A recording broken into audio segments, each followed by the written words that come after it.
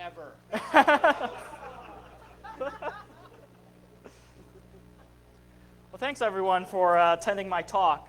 So I'm here to talk about how inconsistent security policies, lazy contractors, and just neglected practices can really create an exposure for your office or your data center or whatever facility you're trying to protect.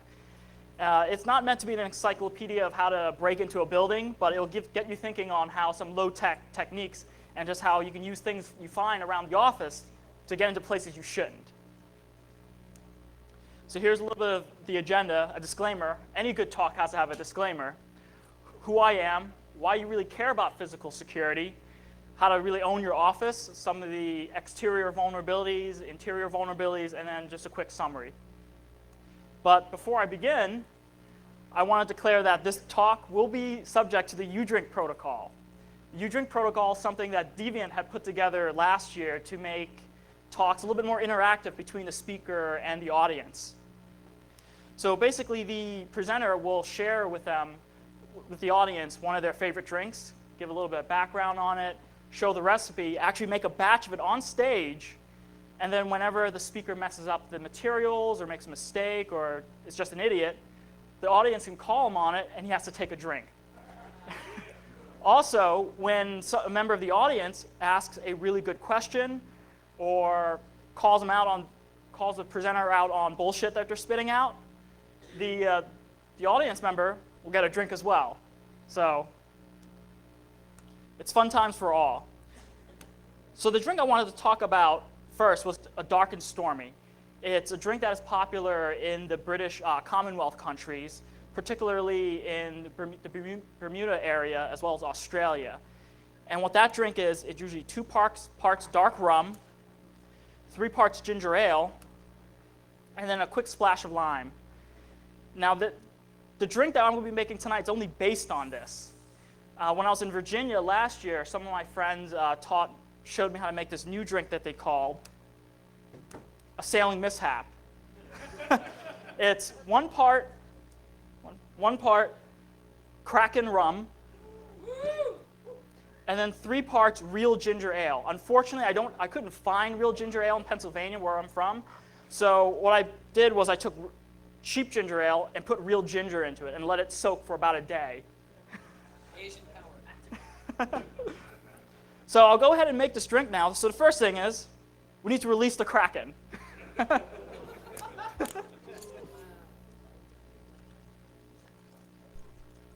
think that's about 1 part. And then ginger ale.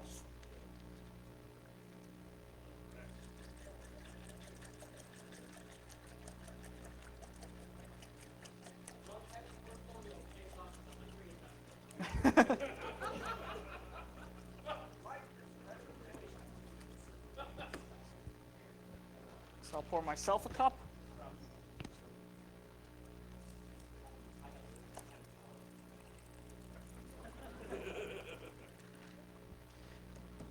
We'll have this over here, and Deviant will be my server for whoever in the audience. So who was at the CarolinaCon shot earlier today? Who has a Mickey ticket? So you guys are all going to get a drink, so come on up with your drink tickets. So this morning we had the CarolinaCon shoot, where Deviant and I had some contests, and this is the team that won the contest. So they will get a drink. He was. I trust you. All right.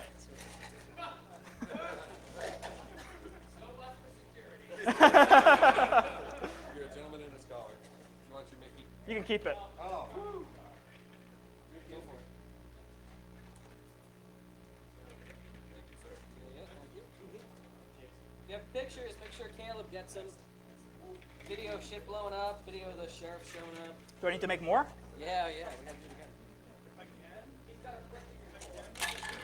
Yeah. Hey, Al. CarolinaCon shoot. I think we 2 need more years ice. running, 2 years with the sheriff. Ice. So I'll make another batch, so it's ready. Sure? Oop. Okay. The hotel's under no illusions that I'm not an alcoholic. Got it? Okay. There's Oh, some sure. second- Yeah. Yeah. Here you go. Okay, so now time for the disclaimer. This presentation is intended for education and entertainment purposes only. The views expressed are only of the author and not of his employer, colleagues, or pets. I want to keep my job, okay? Because I took some of these pictures at my office. And don't try this at work without permission, because you might get in trouble. Facilities or a director of physical security might get pissed off, because people don't like to be pointed out when they have flaws. So who's Dr. Tran? Sorry, that's the wrong one. Okay, that's me. So by day, I'm a security professional for a corporate overlord. I work in the financial services industry, so I get to see a lot of interesting things that happen. I like to take things apart. I like to take cars apart, electronics, whatever it is. I've been picking locks for about 2 years now, so I don't really consider myself an expert at all, so don't have any illusions of that. I like working on motor vehicles, and for those who saw my t-shirt earlier, I'm kind of a nerd as well. So really, why do you care about physical security? You may have some great firewalls, some great logical security controls, but at the end of the day, physical access is just the same as logical access. You can walk right in, plug in a console cable to a router switch or firewall, and start changing things. You can get into a building, plug a laptop in, and have full LAN access. A lot of corporations still have flat networks. A lot of places still don't have very good DMZ architectures or segregation of databases versus applications. And then finally, someone can walk in and plug in a Wi-Fi access point, and then hack the rest of your system from the parking lot later when they have time. Also, a lot of people have encryption on their laptops now, but what about desktops? Desktop hard drives are pretty easy to pull out, especially those Dell machines that have the nice rails, where you just pop the case open, pull the hard drive out with 2 little clips, that's it. If you have a lot of customer data on that hard drive or confidential information, that's gone. And how many companies still have sacks of paper or documents with customer information or passwords or whatever it is just sitting there, especially if it's a call center where there's customer service involved, credit card processing. I've seen call centers where there are call center representatives writing down credit card numbers for notes because they have to go to another machine to process that credit card, and they just leave that sitting out on their desk. And then finally, shiny things. I know I leave my Android phone sitting on my cube. I don't lock it up in the cabinet when I walk away. Someone can walk in and just start stealing expensive stuff. So it's not just about the data they can steal, but the physical assets of the company or employees. So most buildings aren't secured like government agencies. And at the end of the day, they really don't have to be. You really have to go use a risk-based approach where you look at what are the risks to your company, what are the crown jewels that could be stolen physically, not just logically. So whether it's customer information that may be on paper files or physical assets like a manufacturing company. So I want to talk about how the inconsistencies on how a company may implement physical security or just security in general, some of the laziness in implementing those controls, and then the neglect in exercising those controls. So the first thing I want to talk about were the exterior vulnerabilities. Most of this stuff will actually, for the exterior, will be more social engineering than actual technique. Like with most things, it's nice and hard on the outside, but soft and squishy on the inside. I think Al knows all about that, right? That's why I left him. Thank you. So the first thing, when you go through a front door, you usually greet it. Oh, there. You're greeted with a receptionist, someone who's very helpful, who's willing to show you where you need to go. But at the end of the day, yes. No comment. But at the end of the day, a receptionist is not a security guard. A receptionist is there to be helpful, to route people where they need to be. They're not there to stop, challenge, and make someone's life difficult. A security guard is there to do that.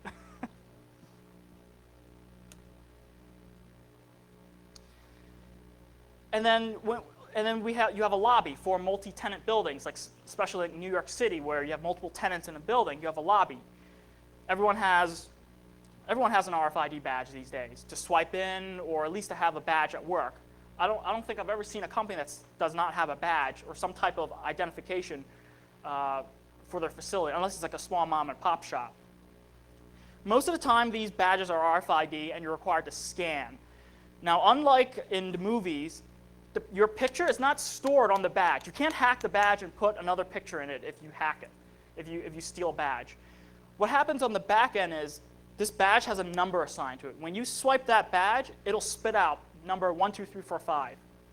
And then the back end system, it'll correlate 1, 2, 3, 4, 5 belongs to this person, he has access, and then your mugshot's going to come up on that badge. So, so in the movies and shows like 24, it's not accurate. You can't hack a badge and put your own picture in it if you find one laying on the street. And really, the control is for a lobby security is when you swipe that badge and your mugshot comes up, a security guard is supposed to look and make sure that you are who you are and not some random person who may have just taped a picture on the badge. There's some facilities that don't require a swipe through the front door. They just make sure you have a badge. If you think about it, in the morning when everyone's rushing into the office, how carefully are those security guards going to be looking at those badges? I mean, you could probably have a blank piece of card and just flash that, and it'll let you in. And then what if like someone with a with an official-looking badge just walks in and says, "Oh, I need to work on your telecom equipment," or "I need to look at this," or UPS or FedEx. Is security really trained to stop and challenge and verify that they are supposed to be there? I mean, the real ideal setup is to have the security guard who's looking at the pictures stand maybe at least 10 feet away from the reader. So they have time to actually look at the picture and compare it to the person walking up.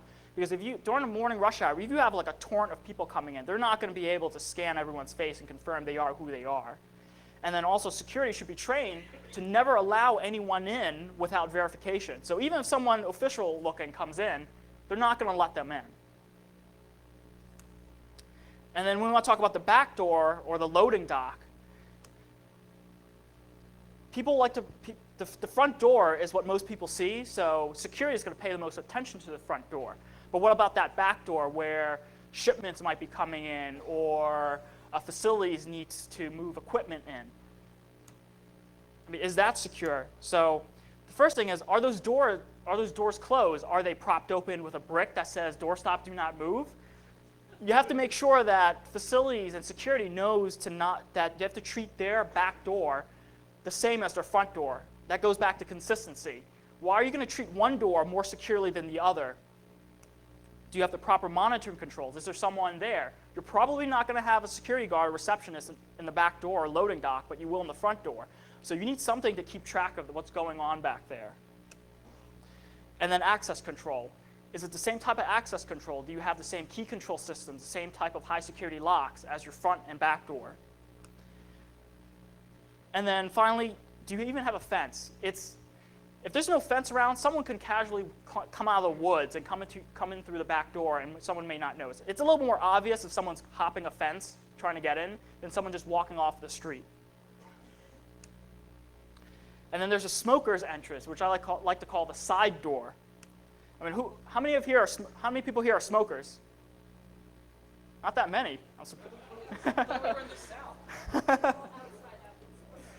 Yeah, they're probably outside smoking right now. So usually a smoker's entrance is not really designed to be a smoker's entrance. It's just a side door that smokers like to use. And for those who are smokers, you know, no matter what the weather is out there, you're going to go out there to get your fix.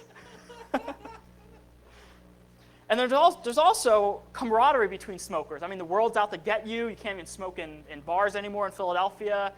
So there's a little bit of camaraderie. So if there's a fellow smoker out there that says, "Oh, hey, it's really cold out here. I left my badge inside. You mind buzzing me in so I don't have to walk around?"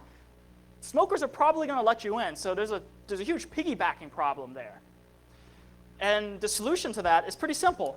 You just have a fenced-in or secured smoking area. So that way, someone off the street can't hang out with the smokers and pretend to be an employee that left their badge inside, so that way they can piggyback in. I mean, your smoking area doesn't have to be as fancy as this. It could be as simple as a fence. but depending on your fire code, you may want to make sure you have a fire exit too. So if everyone exits that door, that they're not trapped.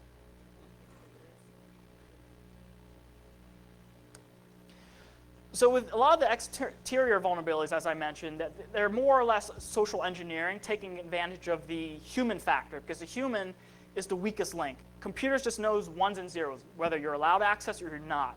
While a person, there's a whole gradient of gray that you can take advantage of.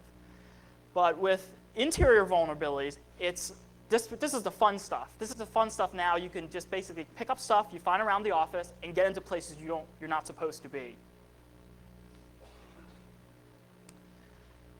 So motion sensors. A lot of people, you'll see a lot of offices that have those double glass doors, RFID badge to swipe in. But when you exit, you don't need to badge out or do anything. That's because there's a motion sensor. So when you walk up, it trips, allows you in. And depending on the placement of the sensor, the type of doors, you can actually open that with a simple manila folder. If you saw back in the photo, there will be a very large gap between the glass doors and a motion sensor. So what can trip a motion sensor? Motion. So all you have to do is casually walk up and just slip that folder through that slit, kind of throw it. That'll trip the motion sensors nine times out of 10. And I've tried it and it works. Yes, that too, but that looks a little suspicious. Well, if you're walking up to a door with a folder or a stack of papers, you just look like someone who belongs there.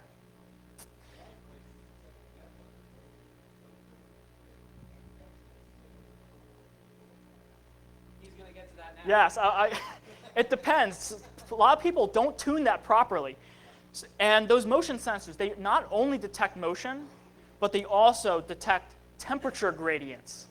So you can actually use a can of compressed air flipped upside down to create a cloud of cold air to trip off the sensors. So yeah, and that'll flow. So this is an example. This is an unknown office building.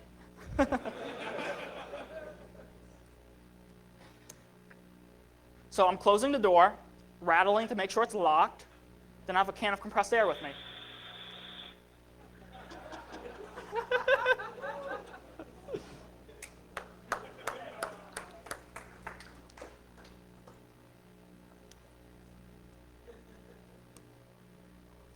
So with motion sensor, actually, you can get him a drink since he made a really good comment about tuning. So you can tune these motion sensors, so that way you could either put the sensors further back, tune them to be not as sensitive in a certain direction. You can do all types of things. Now, if you move the sensor further back, you of course have to time it, so that way when someone walks towards the door, once they're out of the range of the sensor, that they don't walk into the door. So you have to be careful on how you tune that. You have to make sure someone's watching the cameras too, which you'll see later on. Oh, yes. When I was using Google Image to try to find some pictures of people walking into doors, I did a search for people walking into doors. And almost every single picture was a picture of Justin Bieber walking to a glass wall. I don't know why that came up as number 1 through 10, but I thought that was kind of funny. And then another alternative is to have one of those push-to-exit signs or buttons. Now you can use a combination where during the day you can trip the sensor to open the door, but maybe after hours you can't walk in with a can of air to try to open doors where you have to push a button. So you can play around with different combinations depending on what the risk is for your building. Are you really worried about people breaking in or not? So you can use a combination of these buttons. Now, of course, make sure that the button is in a place where someone can't reach in with a coat hanger to push the button. Because I have seen garages and parking garages where you can reach in around the gate and press the button to open the door. I wish I had a picture of that. Great. So doors. Everyone knows what a door is. A door is your first line of defense against someone breaking into your office or breaking into a data center or breaking into anything.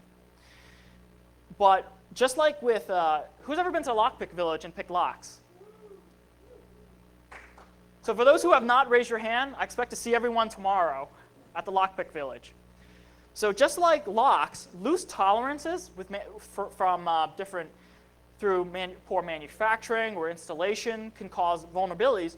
The same with doors. If you install a door improperly or the tolerances on a door is really bad, that's just as good as putting a do not disturb sign. You can get in very, very easily. So a door latch is that spring-loaded thing that keeps the door closed. Everyone has seen it. If not, I don't know what planet you're from. And basically, a door latch operates, since it's spring-loaded, when you close that door, that ramp causes it to close. So you have the door here, the latch, and then the wall or another door if you have double doors.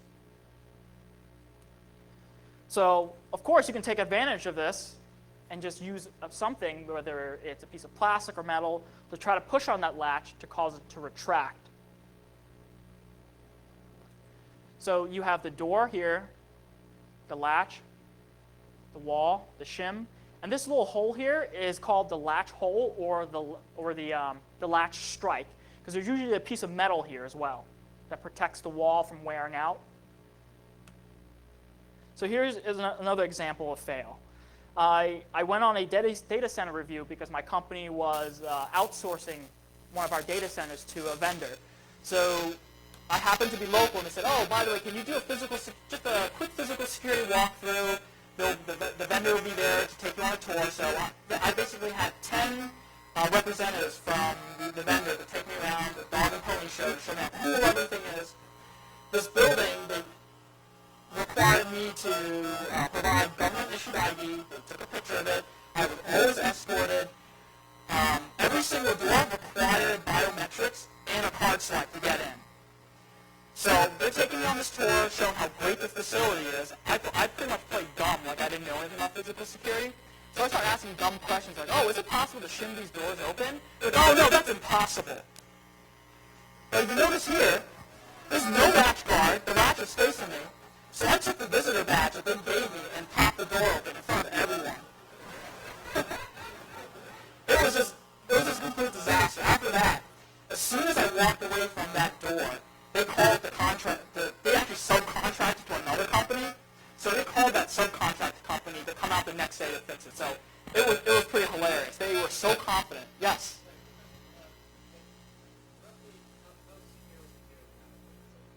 This was the power systems for the entire data center. So I could flip the switch off. And this was the case for almost every single door I ran into. So you always have to inspect the quality, especially if you're outsourcing. Make sure the vendor knows what the heck they're doing. To me, the requirement to scan your card and to have biometrics, that was just to show off to any executives they may be taking tours on. Look at how secure and high-tech the facility is. But really, the low-tech stuff is going to get you, not the high-tech stuff. So here's another picture of another door. Nice expensive electric latch where you swipe the badge and then a solenoid releases this latch so you can pull the door open. Now this time the latch is facing away from me. But this time I got to take some video.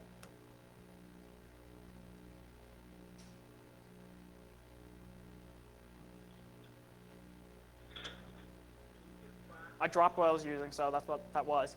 Okay, so did I use like a really neat lock-picking tool? So I took a binder clip, took it apart, just bent it towards an L shape, and just hooked it around behind the latch and pulled. So all those instances could have been mitigated with a latch guard, which is basically just a piece of metal that blocks the shim from getting in. However, going back to tolerances in manufacturing, if this latch strike or latch hole is too large, you can actually push the door, create a gap, and then now you can use a flexible shim to just snake around. And they actually have, I left all my stuff over there, but you can use something like a piece of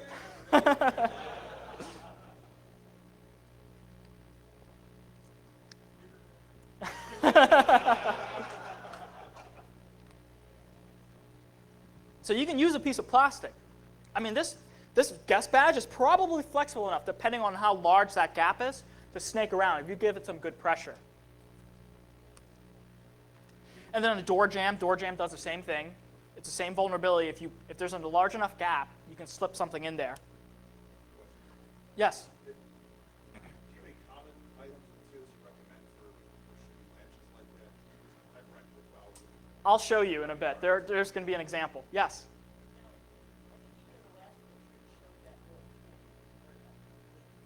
Yes, I'm going to get to that in a second. So how do you prevent latching? There's actually a type of latch, which is called a dead latch, which is this little piece here. You'll sometimes see some latches have this, some don't. If you have that, that means this is the dead latch.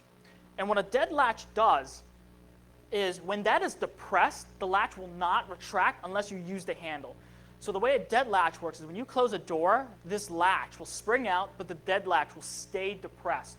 When that is depressed, even if you stick a shim in there, that latch won't move because it's locked. The only way of getting that latch to retract is to use the door handle. Now you can still shim a dead latch depending on the tolerances of the door. If the latch guard, or if there's no lack of a latch guard, or the latch guard is too loose, you can actually pull the door towards you just a little bit, just enough for that dead latch to pop out. And then now you can shim it, just like a normal latch. That dead latch basically never comes into play. Now there is a device, something called an in-swing latch guard, which is actually a very nice high security latch guard. It's basically two strips of metal that is both bent into U-shapes. This one here is bolted into the door jamb, while the other one's bolted into the door. With this type of latch guard, there's no way you can slip even a flexible shim in there. And of course, they make models that are maybe 6 inches long just to protect the latch area, but they also make ones that go the full length of the door. So this is actually a very good latch guard that will prevent shimming. Even if you don't have a dead latch, this will work. This will protect your doors. So keep that in mind. If there's a door where there's high-value assets back there, you may want to consider that if you're worried about the tolerances on the door. And this is pretty easy to retrofit. So instead of tearing out the wall, replacing the latch strike with something with tighter tolerances, you can install that, and you're good to go. So here's another example. So this is actually a door jamb. This is a door that has a dead latch in it. And then this is, of course, an unknown building.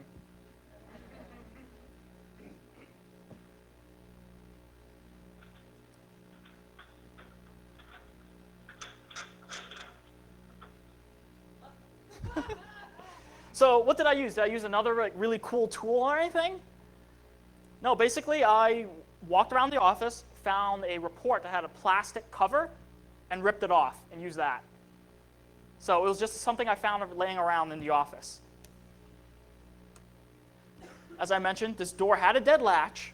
However, in this case, the latch strike was so wide that the dead latch was completely useless. Yeah, it's not really aftermarket. It was, yeah, it's electronic. Yeah. So they basically sized this wrong. They got the wrong dead latch for the latch, the wrong latch strike. So this goes back to laziness. If your contractors are not thinking things through and just installing whatever, that could create a problem. And also, you can see that huge gap. So it didn't make it hard for me to stick that piece of plastic in there.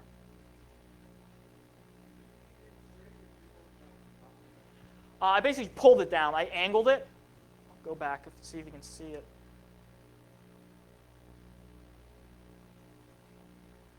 Nope, I don't have a picture. But basically, I put it in at an angle, facing down, and I pulled it down. That's basically all I did. It wasn't that fancy. So here's another video of an example of dead latch fail that Deviant took. Unfortunately, Mac OS X doesn't like the codec, so I have to exit out to show you the video.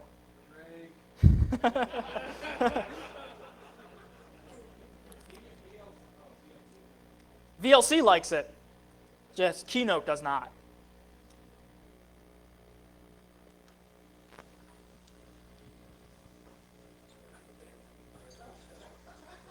This is an abandoned part of the hotel. And that's basically just a hook. That was it. That was a hotel in Florida. It says so right on the YouTube.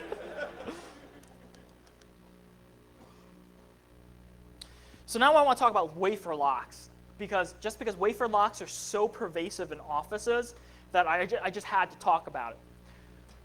Wafer locks are really popular because they're very cheap and they're very compact.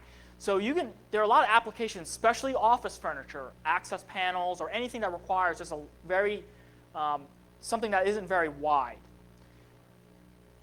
Yeah, filing cabinets, things that you use to store sensitive documentation, which could be confidential, proprietary, or customer information. That's all stored in there. Now, also with wafer locks, because they're so mass-produced and cheap, of course they're going to go looser tolerances and cheaper. Wafer locks are very susceptible to a raking attack. And if you have any questions about raking, stop by tomorrow at the Lockpick Village. We can do demos and show you all that stuff. So instead of a pin stack like regular pin tumbler locks, you have these metal wafers that move up and down.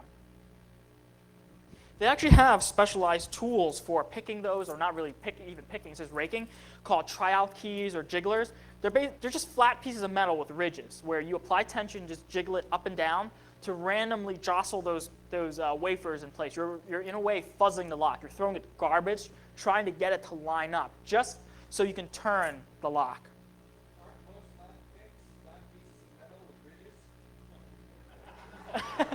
Yes. However, with a you give them another refill. However, with a tryout key, it's a tensioner and a rake at the same time. So you only need one. It's a one-handed operation. So you can have your other hands free to do something else, whatever your fancy is. He means whacking off. Because everyone in Tool whacks off while they're picking locks. Yes. Yes, that is a very good point. You can use any piece of metal to jostle that around. So give that man a drink as well.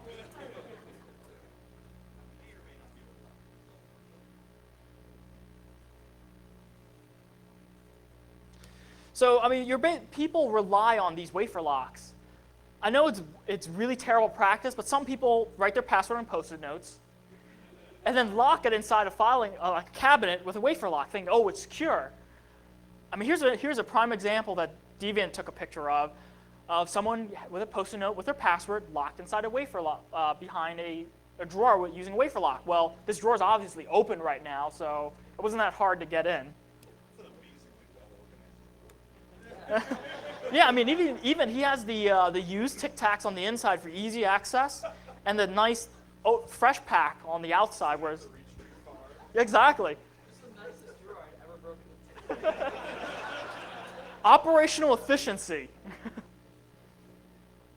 So here's another story. So I had a party at work, and someone brought in a huge box of cookies, and there were leftovers after the party. So I locked it in my filing cabinet as like a secret stash of cookies for the next day. Well, come the next day, I had left my badge and my keys at home. But I was damn sure I wanted those cookies.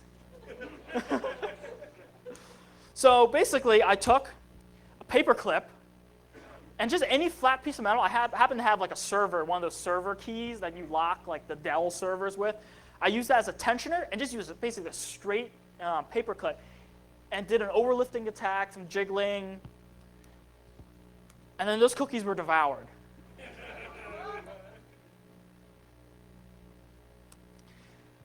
Taking out the trash. So most offices also have cleaning staff that take out the trash, dump it into their bin, and do whatever trash people do with it, take it outside. But maybe you should look more carefully. I mean, it looks innocent that someone's taking out the trash, but maybe you should be careful where they're taking that trash from. Oops, yeah, indeed. This is basically a label saying, there's a lot of sensitive data in here. That's just a label asking telling you that there's data in here to go after.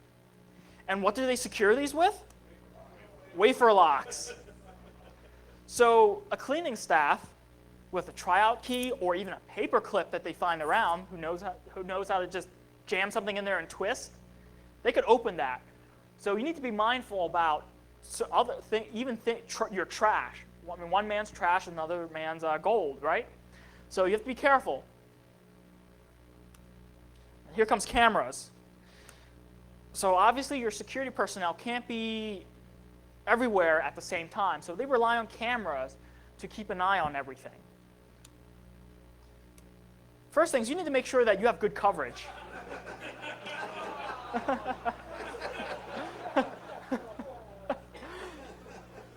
I've been to facilities, I mean, not that bad, but I've seen facilities where they don't have cameras facing every single door, where you can almost plot out. So if someone like a cleaning person who already has access to your building can start scoping out, understanding where are the blind spots in your camera coverage, and maybe during their off hours, because of course they have a key to get into everyone's office to take out the trash. They can start selecting which offices they're going to go through, or which route they're going to take to bypass camera coverage. And then is the video feed even recorded? Because sometimes you can't have a security guy in front of watching a million screens at once. You need some way of going back and say, hey, I know the server was stolen last night in the data center. Let's go back and watch who may have done it within this time frame. So make sure, not all places have recording capabilities as well for their cameras. And then having someone actually look at the cameras, this is an unknown building. I just walked right into the camera room and took this picture.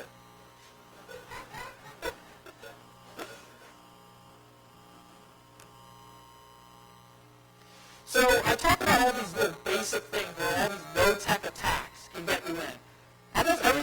Basically everything I've shown you is stuff you can find around the office to use to make these attacks. So if you go to a facility that pats you down and makes sure that you don't have lockpicks on you, or a BlackBerry with a camera because you're not having cameras or anything, you don't need anything. Everything you need is already in the office. So you have to worry about really sly criminals breaking in, just using social engineering to get into your external perimeter. But you also have to worry about your third parties, whether it's actually cleaning staff or third-party vendors. There is actually a trend of organized crime ring placing people inside of cleaning companies to get access to buildings, to steal credit card information, gadgets, or whatever it is. So do your cleaning staff or third-party vendors get the same type of scrutiny or background checks as your employees? They have the same access, physical access to the building, so are you going to go put them through the same type of stringent checks? And then especially the insider, someone who already has access to most of your building. I mean, all those videos I took of me walking around the building, I had access to that building. I may not have particularly had access to those rooms or those doors that I got in, but those videos showed that I wasn't looking, it was not suspicious at all. Especially if you pretend to know what you're doing and that you belong there, that's really important. Going back to social engineering. So in summary, use consistent policies and standards. If you're going to do one thing for an executive's door, maybe you should do it for another executive's door. I've seen buildings where there are dead latches on the CFO's office door, but not on the CEO. That makes no sense whatsoever. You have to have a consistent way of doing things throughout the building. And then inspect workmanship. If you're hiring a contractor to install a door, you should have someone in-house that knows how to validate that the work they do is good. I mean, I think this is the best picture for this. You need to have someone inspect the quality of work. If you have a third party coming in to do some type of implementation or technology work, do you have some type of controls to check? I'm sure most companies have controls to check to make sure that they're doing a quality job. But what about physical security controls? That should follow the same stringent review as anything else. And then just executing diligence and common sense. If someone is doing something suspicious or doesn't have a badge and isn't able to prove that they belong there, doesn't matter how smooth talking they are. You need to challenge and verify that they belong there or they should be doing what they're doing. So I want to thank everyone. If you have any questions, feel free to find me in the bar later, or that's my Twitter handle and my email address. Just feel free, and I'll be in the Lockpick Village tomorrow. And just stop by and ask me any questions you feel like, or if you feel like coming up to me and telling me I'm full of BS or whatever, feel free to do that. So thank you very much, everyone, and have a nice evening.